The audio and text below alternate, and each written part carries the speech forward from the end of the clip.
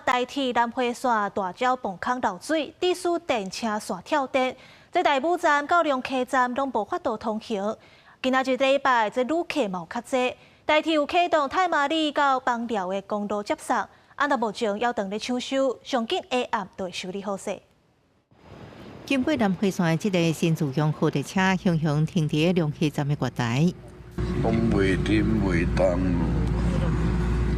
车内人无啥，就是只是临时停车。列车长赶紧公布，这才是电车线出问题。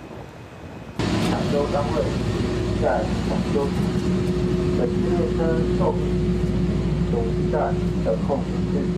在龙溪站的月台，列车无法度驶，将近1点钟了后，代替赶紧用插电机车牵引，才继续行。代替南回线17中道发生异常，台东大埔到龙溪站区间受电铁设备故障影响，中道12点40分开始就线路未通，真侪班车慢分。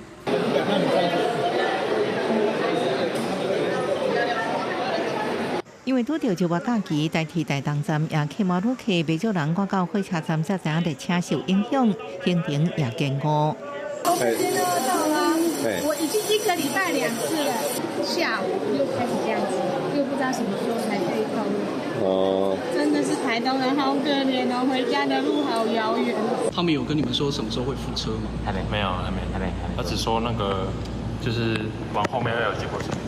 有人赶紧转至公路客运，有的人赶紧换票。代替公司表示，27接到通报，大埔甲龙溪之间电车线无电，经过对早市大鸟磅空内底，顶板大量漏水，致使电轨小拍电跳电。